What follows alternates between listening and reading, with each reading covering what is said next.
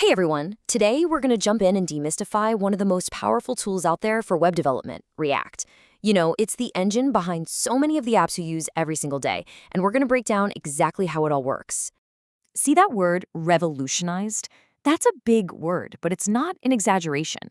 React isn't just another library or tool. It really did fundamentally change the game for how we build websites and apps. So, what was so revolutionary about it? Let's get into it. I mean, seriously, have you ever just stopped and thought about it? You've got this gigantic library of movies, all the user profiles, these super interactive menus, and somehow it all just works smoothly. It seems ridiculously complex, right? But the core idea behind it is actually surprisingly simple. Right here, this is it. Instead of trying to tackle this huge, massive application all in one go, the whole philosophy behind React is to break it down. You break it into small, manageable, and totally independent pieces. And that one concept, that's the key to understanding everything else we're about to talk about. Okay, so before we get into the nitty-gritty of how it works, let's talk about the why. What problems was React actually trying to solve that made it such a huge deal? It really boils down to two things: being incredibly fast and being incredibly organized. This slide just nails the speed advantage. Back in the day, if you wanted to change one tiny little thing on a page, like, say, a like buttons count, the browser might have had to redraw the entire page. It was so inefficient. But React came along with something called the virtual DOM. Think of it exactly like this blueprint. When something needs to change, React creates a new blueprint, compares it to the old one, finds the one tiny difference, and then tells the browser to update only that one little piece. It's surgical, and that's what makes it so mind-bogglingly fast. And here's the other half of the magic, the organization. Composability sounds like a super technical word, but just think of it like this: digital Legos. Seriously, instead of having one giant, messy code file for your whole website, you build these small, self-contained blocks. That search bar, that's a Lego block. A little movie card, that's another Lego block. You build them once, and then you can reuse them absolutely anywhere you want. It's a game changer for staying organized. So you might be thinking, okay, this sounds incredibly powerful, but it must be a nightmare to set up, right? Well, what's amazing is that it's actually super accessible. Thanks to modern tools, you can honestly have your very first project up and running in like under a minute. It's really this simple.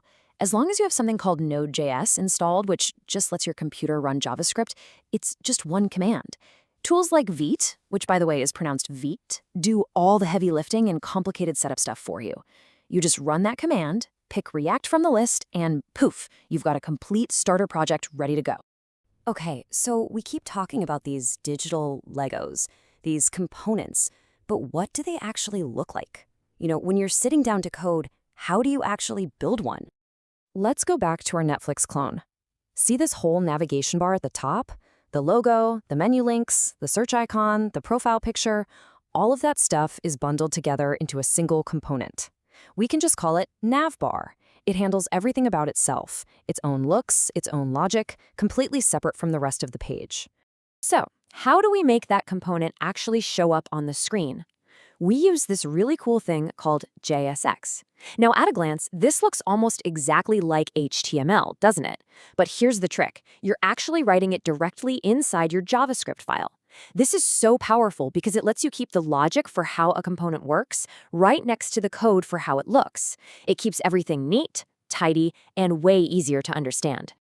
All right, so far we've basically built the static skeleton of our app. But let's be real, apps aren't static. They respond to you, they change, they're alive. So let's look at how React makes things dynamic. The secret ingredient here is a concept called state. The easiest way to think about state is as a component's memory. It's a little box where a component can keep track of any information that might change over time, like, is a user logged in? What's been typed into a search bar? Which button did they just click? For instance, look at our login page. Right now, there's a little piece of data in its state, its memory, that's set to sign in. And because of that, our component knows to display the email field, the password field, and a big sign in button. But watch this. The moment a user clicks sign up now, all we do is change that one little piece of state in its memory to sign up, and boom. React sees that change and instantly re-renders the component. The title changes, a brand new name field just appears out of nowhere, and the button updates. All of that happens in a flash, with no page reload, all just from changing one tiny variable. That right there is the power of state.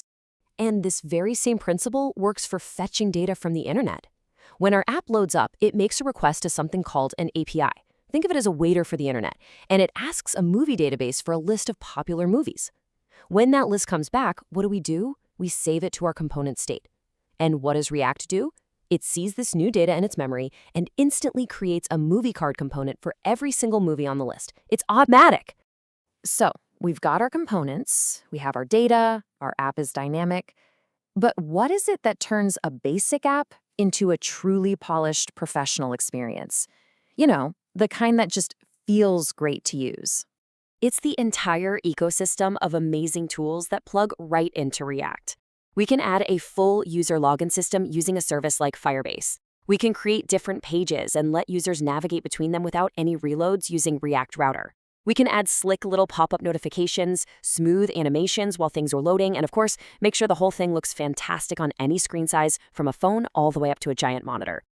And that's really the key takeaway from all of this. Once you get your head around those three core ideas, components, JSX, and state, you basically have the blueprint to build almost any web application you can possibly imagine.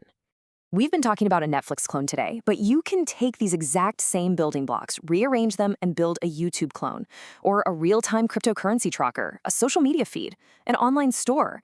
The fundamental architecture is just that flexible.